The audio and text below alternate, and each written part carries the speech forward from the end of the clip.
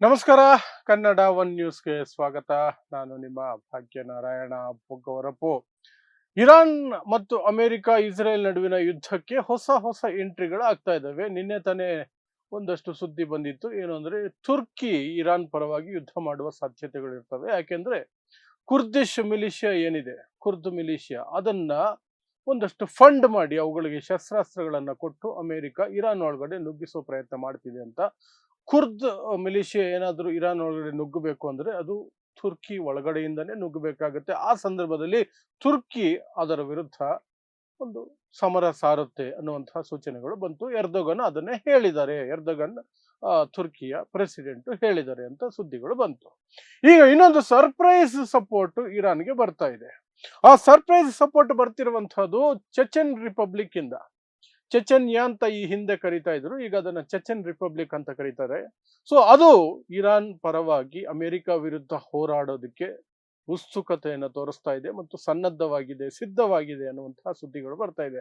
ಹಾಗಾದ್ರೆ ಏನಿದು ಚೆಚೆನ್ ರಿಪಬ್ಲಿಕ್ ಮತ್ತೆ ಅದರ ಆರ್ಮಿ, ಯಾಕೆ ಅದು ಇರಾನ್ ಅನ್ನ ಸಪೋರ್ಟ್ ಮಾಡಕ್ ಹೋಗುತ್ತೆ, ಇದರಲ್ಲಿ ರಷ್ಯಾದ ಪಾತ್ರ ಏನು ವಿವರಿಸುವಂತಹ ಪ್ರಯತ್ನವನ್ನು ಮಾಡ್ತೀನಿ. ಸೊ ನಿಮಗೆಲ್ಲ ಗೊತ್ತಿರೋ ಹಾಗೆ ಫೆಬ್ರವರಿ 28ನೇ ತಾರೀಕು 2026 ಮೋಸದಿಂದ ಮಾತುಕತೆಗಳ ನಡುವೆ ಇರಾನ್ನ ಸರ್ವೋಚ್ಚ ನಾಯಕನನ್ನು ಕೊಂದು ಹಾಕಿದ್ರು. ಅಲ್ಲಿಂದ ಇಲ್ಲಿಗೆ 32ನೇ ದಿನ ಇವತ್ತು. ಇಲ್ಲಿಯವರೆಗೆ ಯುದ್ಧ ನಡೀತಾನೆ ಇದೆ.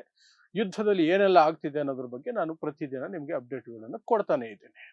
ಸೊ ಈಗ ಬರ್ತಿರುವಂತಹ ಸುದ್ದಿ ಏನಂದ್ರೆ ಚೆಚೆನ್ ರಿಪಬ್ಲಿಕ್ ನಲ್ಲಿರುವಂತಹ ಚೆಚೆನ್ ಆರ್ಮಿ, ಚೆಚೆನ್ ಫೋರ್ಸಸ್ ಅಂತ ಏನ್ ಕರೀತಾರೆ, ಅದು ಒಂದು ಆದೇಶಕ್ಕಾಗಿ ಕಾಯ್ತಾ ಇದೆ. ಯಾವ ಆದೇಶಕ್ಕೆ? ಪುತಿನ್ ಕಡೆಯಿಂದ, ವ್ಲಾದಿಮಿರ್ ಪುತಿನ್, ರಷ್ಯಾದ ಅಧ್ಯಕ್ಷ ವ್ಲಾದಿಮಿರ್ ಪುತಿನ್ ಕಡೆಯಿಂದ ಒಂದು ಆದೇಶ ಬಂದ್ರೆ ಸಾಕು, ನಾವು ಇರಾನ್ ಪರವಾಗಿ ಹೋರಾಟಕ್ಕೆ ಇಳಿತೀವಿ, ಅಮೆರಿಕ ವಿರುದ್ಧ ಹೋರಾಡ್ತೀವಿ ಅಂತ. ಹಾಗಾದ್ರೆ ಯಾಕೆ ಈ ಚೆಚೆನ್ ರಿಪಬ್ಲಿಕ್ ಅಥವಾ ಚೆಚೆನ್ ಫೋರ್ಸಸ್ ಪುತಿನ್ ಮಾತಿಗೆ ಅಷ್ಟು ಕಟ್ಟು ಬಿದ್ದಿರ್ತವೆ? ಅದು ಏನ್ ಸಂಬಂಧ, ಅವ್ರ ಸಂಬಂಧ ಏನು, ಪುತಿನ್ ಏನ್ ಮಾಡ್ತಿದ್ದಾರೆ ಇರಾನ್ ಯುದ್ಧದಲ್ಲಿ ಇಲ್ಲಿಯವರೆಗೆ ಅಂತ ನೋಡೋದಾದ್ರೆ, ಚೆಚೆನ್ ಅನ್ನುವಂಥದ್ದು ಅಥವಾ ಚೆಚೆನ್ಯಾ ಅಂತ ಈ ಮೊದಲು ಏನಿತ್ತು ಅದಕ್ಕೆ ಒಂದಷ್ಟು ಇತಿಹಾಸ ಇದೆ. ಈ ಹಿಂದೆ USSR ಇದ್ದಾಗ ಅದು ಇದರ ಭಾಗವಾಗಿತ್ತು, ರಷ್ಯಾದ ಭಾಗವಾಗಿತ್ತು. USSR ತುಂಡಾದ ಮೇಲೆ ಅದು ಬೇರೆ ದೇಶ ಆಯಿತು. ಮತ್ತೆ ಅದರ ಬೇರೆ ಇಂಟರ್ನಲ್ ಸಮಸ್ಯೆಗಳು, ಅಂತರ್ಯುದ್ಧಗಳು ಎಲ್ಲೆಲ್ಲ ಆಗಿ ಇವತ್ತಿನಲ್ಲಿ ಅದು ಈಗ ಸ್ವತಂತ್ರ ರಾಷ್ಟ್ರವಾಗಿದೆ. ಬಟ್ ಮತ್ತೆ ರಷ್ಯಾದ ಕಂಟ್ರೋಲಲ್ಲೇ ಇದೆ. ಆದರೆ ಸ್ವತಂತ್ರ ರಾಷ್ಟ್ರ, ಆದರೆ ರಷ್ಯಾದ ಕಂಟ್ರೋಲ್. ರಷ್ಯಾ ಏನು ಹೇಳಿದ್ರೆ ಅದನ್ನು ಮಾಡುತ್ತೆ. ಅದರ ಸೇನಾಧ್ಯಕ್ಷ ರಂಜಾನ್ ಕದ್ಯೋರೋವ್ ಅನ್ನುವಂತಹ ವ್ಯಕ್ತಿ ಪುತಿನ್ ಏನು ಹೇಳಿದ್ರು ಮಾಡುವಂತಹ ವ್ಯಕ್ತಿ. ಪುತಿನ್ ಏನು ಹೇಳಿದ್ರು ಮಾಡುವಂತಹ ವ್ಯಕ್ತಿ. ಸೊ ಅವ್ರದ್ದೊಂದು ದೊಡ್ಡ ಸೈನ್ಯ ಇದೆ. ಆ ಸೈನ್ಯ ಈಗ ಯುಕ್ರೇನ್ ಅಲ್ಲೂ ಸಹ ಯುಕ್ರೇನ್ ವಿರುದ್ಧ ರಷ್ಯಾ ಪರವಾಗಿ ಯುದ್ಧ ಮಾಡ್ತಿದೆ. ರಷ್ಯಾ ಎಲ್ಲೆಲ್ಲ ಹೋಗಿ ಯುದ್ಧ ಮಾಡಿ ಅಂತ ಹೇಳುತ್ತೋ ಅಲ್ಲಿಗೆ ಹೋಗಿ ಒಂದು ಮರುಪ್ರಶ್ನೆ ಇಲ್ಲದೆ ಹೋಗಿ ಯುದ್ಧ ಮಾಡುವಂತಹ ಸೈನ್ಯ ಅದು. ಅದು ಕಂಪ್ಲೀಟ್ ಆಗಿ ರಷ್ಯಾದ ಅಡಿಯಲ್ಲಿ ಬರುವಂತಹ ಒಂದು ದೇಶ. ಆರ್ಮಿಯು ಸಹ ಕಂಪ್ಲೀಟ್ ಆಗಿ ರಷ್ಯಾದ ಅಡಿಯಲ್ಲಿ ಬರುವಂತಹ ಒಂದು ದೇಶ. ರಷ್ಯಾ ಏನು ಹೇಳಿದ್ರೆ ಸಾಯಿ ಅಂದ್ರೆ ಸತ್ತೋಗದ, ಪ್ರಶ್ನೆನೇ ಕೇಳಲ್ಲ, ಯಾಕೆ ಸಾಯ್ಬೇಕು ಅಂತಾನು ಕೇಳಲ್ಲ. ಆ ಮಟ್ಟಕ್ಕೆ ರಷ್ಯಾಗೆ ಒಂದು ರೀತಿ ಅಂಟ್ಕೊಂಡಿರುವಂತಹ ಒಂದು ದೇಶ, ಒಂದು ರಿಪಬ್ಲಿಕ್. ಆ ಆರ್ಮಿ ಯಾಕೆ ಹೋಗುತ್ತೆ, ಆ ಆರ್ಮಿಯ ಏನು ಅದರದ್ದು ಸಂಬಂಧ ಅಂತಂದ್ರೆ, ಮೊದಲನೇದಾಗಿ ಅದೊಂದು ಮುಸ್ಲಿಂ ರಾಷ್ಟ್ರ. ಅಲ್ಲಿರುವಂತಹ ಬಹುತೇಕ 90% ಮೇಲೆ ಸುನ್ನಿ ಮುಸ್ಲಿಮ್ಸ್ ಇದ್ದಾರೆ. ಅವರು ರಷ್ಯಾದ ಭಾಗದ ರೀತಿಯಲ್ಲೇ ಇರೋದ್ರಿಂದ ಅಮೆರಿಕದ ಶತ್ರುಗಳು, ಅದರಲ್ಲಿ ಎರಡು ಮಾತಿಲ್ಲ. ಇನ್ನು ರಷ್ಯಾ ಎಲ್ಲೆಲ್ಲ ಯುದ್ಧಕ್ಕೆ ಹೋಗುತ್ತೋ ಅಲ್ಲೆಲ್ಲವೂ ಸಹ ಇದು ಜೊತೆಯಲ್ಲೇ ಹೋಗಿ ಹೋರಾಡುತ್ತೆ. ಅಥವಾ ರಷ್ಯಾ ಇದನ್ನು ಮಾತ್ರ ಹೋಗು ಅಂದ್ರೂ ಸಹ ಇದು ಮಾತ್ರ ಹೋಗಿ ಯುದ್ಧ ಮಾಡುತ್ತೆ, ಮುಲಾಜೆ ಇಲ್ಲ, ಹೋಗಿ ಯುದ್ಧ ಮಾಡ್ಕೊಂಡು ಬರ್ತಿರುತ್ತೆ. ಸೊ ಈಗ ಅಮೆರಿಕ ಏನು ಲ್ಯಾಂಡ್ ಇನ್ವೇಷನ್ಗೆ ಪ್ಲಾನ್ ಮಾಡ್ಕೊಂಡಿದೆ. ಇರಾನ್ಗೆ ಸೇನೆಯನ್ನ ನುಗ್ಗಿಸ್ಬೇಕು, ಖರ್ಗ್ ದ್ವೀಪವನ್ನ ತಮ್ಮ ಕಂಟ್ರೋಲ್ಗೆ ತೆಗೆದುಕೊಳ್ಬೇಕು, ಇನ್ನೊಂದು ದ್ವೀಪ ಇದೆ ಅದನ್ನು ಸಹ ಕಂಟ್ರೋಲ್ಗೆ ತೆಗೆದುಕೊಳ್ಬೇಕು ಅನ್ನುವಂತಹ ನಿಟ್ಟಿನಲ್ಲಿ 57,000+ ಸೈನಿಕರ ದೊಡ್ಡ ಪಟಾಲಮನ್ನ ಕಳಿಸಿ ಒಂದು ಇದನ್ನ ಮಾಡಬೇಕು ಅಂತ ಅಮೆರಿಕ ಪ್ಲಾನ್ ಮಾಡಿ ಇಟ್ಕೊಂಡಿದೆ. ಈಗ 6 ಅಥವಾ 7ನೇ ತಾರೀಕು, ಏಪ್ರಿಲ್ 6 ಅಥವಾ 7ನೇ ತಾರೀಕು ಅದಾಗೋ ಸಾಧ್ಯತೆಗಳಿದೆ. ಅಂಟಿಲ್ ಅನ್ಲೆಸ್ ಏನೋ ಸೀಸ್ ಫೈರ್ ಅಂತ ಒಂದು ಫೈನಲ್ ಅಗ್ರಿಮೆಂಟ್ ಆದರೆ ಅದು ಆಗದೇ ಇರಬಹುದು ಇರಾನ್ ಮತ್ತೆ ಅಮೆರಿಕ ನಡುವೆ. ಇಲ್ಲದೆ ಹೋದ್ರೆ ಸೀಸ್ ಫೈರ್ ಇರಾನ್ ಒಪ್ಕೊಳ್ಳುತ್ತೆ ಅನ್ನೋ ಸಾಧ್ಯತೆಗಳು ತುಂಬಾ ಕಡಿಮೆ. ಸೊ ಅಮೆರಿಕ ಸೇನೆ ನುಗ್ಗಿಸಬಹುದು ಅನ್ನುವಂಥ ಸಾಧ್ಯತೆಗಳೇ ಹೆಚ್ಚಿದೆ. ಅಥವಾ ಅಮೆರಿಕ ಡ್ರಾಮಾ ಮಾಡ್ತಿದೆಯೋ ಗೊತ್ತಿಲ್ಲ, ಯಾಕಂದ್ರೆ ಡೊನಾಲ್ಡ್ ಟ್ರಂಪ್ನ ನಂಬೋಕೆ ಆಗಲ್ಲ. ಆ ಡ್ರಾಮಾ ವ್ಯಕ್ತಿ, ಇವತ್ತೊಂದು ಮಾತು ನಾಳೆ ಒಂದು ಮಾತು. ಬಟ್ ಆ ಸನ್ನಿವೇಶದಲ್ಲಿ ರಷ್ಯಾ ನೇರವಾಗಿ ಯುದ್ಧಕ್ಕೆ ಬರಬೇಕಾದ ಸನ್ನಿವೇಶ ಬರುತ್ತೆ. ಯಾಕಂದ್ರೆ ಇರಾನ್ ಮೇಲೆ ಆ ರೀತಿಯಾದಂತಹ ದಾಳಿ ಆದಾಗ ರಷ್ಯಾ ನೋಡ್ಕೊಂಡಿರಲ್ಲ. ಯಾಕಂದ್ರೆ ಅಮೆರಿಕದ ಮೇಲುಗೈ ಆಗ್ಬಿಡುತ್ತೆ ಇಡೀ ಜಗತ್ತಿನಲ್ಲಿ, ಮಧ್ಯಪ್ರಾಚ್ಯದಲ್ಲಿ ಎಲ್ಲ ಕಡೆ. ಚೈನಾನು ಸುಮ್ಮನೆ ಇರೋಕ್ಕಾಗಲ್ಲ. ಬಟ್ ಚೈನಾ ಮತ್ತು ರಷ್ಯಾ ನೇರವಾಗಿ ಬರೋಕ್ಕಾಗೋದಿಲ್ಲ. ನೇರವಾಗಿ ಬಂದ್ರೆ ಅದು ವಿಶ್ವ ಯುದ್ಧ ಆಗ್ಬಿಡುತ್ತೆ. ಆ ಕಾರಣಕ್ಕೆ ರಷ್ಯಾದವರು ಈ ಚೆಚೆನ್ ಫೋರ್ಸ್ಗಳನ್ನ ನೀವು ಹೋಗಬೇಕಾಗತ್ತೆ ಅಂತ ಹೇಳಿದಕ್ಕೆ ಅವರು ಎಸ್, ನೀವು ಹೇಳಿದ್ರೆ ನಾವು ಹೋಗಿ ಸಾಯೋದೆ, ಇನ್ನೇನು ಬೇರೆ ಮಾತಿಲ್ಲ ಅಂತ ಹೇಳ್ಕೊಂಡು ಒಪ್ಕೊಂಡಿದ್ದಾರೆ. ಇಷ್ಟೇನ ರಷ್ಯಾ ಮಾಡ್ತಿರೋದು ಈ ಯುದ್ಧದಲ್ಲಿ ಅಂತ ನೋಡೋದಾದ್ರೆ ನೋ.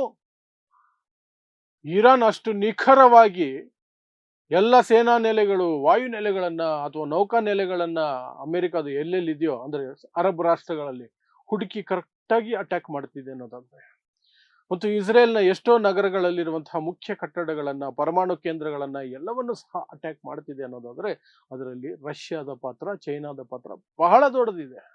ರಷ್ಯಾ ಮತ್ತು ಚೈನಾ, ಅದರಲ್ಲೂ ವಿಶೇಷವಾಗಿ ರಷ್ಯಾ ಈಗ ತಿಳಿದು ಬರ್ತಿರುವಂತಹ ವಿಚಾರ ಏನು ಅಂದ್ರೆ, ಅಮೆರಿಕದ ಸೇನೆಯ ಮೂವ್ಮೆಂಟ್ ಏನಿದೆ, ಅವರ ಮಿಸೈಲ್ ಲೆಕ್ಕಾಚಾರಗಳು ಏನಿದಾವೆ, ಯಾವ ಮಿಸೈಲ್ ಬಳಸ್ತಾರೆ ನೆಕ್ಸ್ಟ್, ಮತ್ತೆ ಅವರ ಸೇನೆ ಎಲ್ಲೆಲ್ಲಿದೆ, ಠಿಕಾಣಿಗಳು ಎಲ್ಲೆಲ್ಲಿದ್ದಾವೆ, ಎಲ್ಲದರ ನಿಖರ ಮಾಹಿತಿಯನ್ನ ತಮ್ಮ ಸ್ಯಾಟಲೈಟ್ ಮೂಲಕ ಏನ್ ಪಡ್ಕೊಳ್ತಿದೆ ರಷ್ಯಾ, ಅಥವಾ ಗುಪ್ತಚರ ಇಲಾಖೆ ಮೂಲಕ ಅದಕ್ಕೆ ತಲುಪ್ತಾ ಇರುತ್ತೆ. ಯಾಕಂದ್ರೆ ಚೈನಾಗೆ ಬಹಳ ದೊಡ್ಡ ನೆಟ್ವರ್ಕ್ ಇದೆ. ಅಷ್ಟನ್ನು ಇರಾನ್ಗೆ ಕೊಡ್ತಾ ಇದೆ. ಅದು ಚೈನಾನು ಕೊಡ್ತಿದೆ, ಹೆಚ್ಚಿನ ಮಟ್ಟಕ್ಕೆ ರಷ್ಯಾ ಕೊಡ್ತಾ ಇದೆ. ಅಮೆರಿಕದವರು ಇಲ್ಲಿದ್ದಾರೆ, ಹೊಡ್ಕೊಳ್ರಿ. ಅಮೆರಿಕದ ಫ್ಲೈಟ್ ಇಲ್ಲಿದೆ, ಹೊಡ್ಕೊಳ್ರಿ. ಅಮೆರಿಕದ ಯುದ್ಧ ನೌಕೆ ಇಲ್ಲಿದೆ, ಹೊಡ್ಕೊಳ್ರಿ.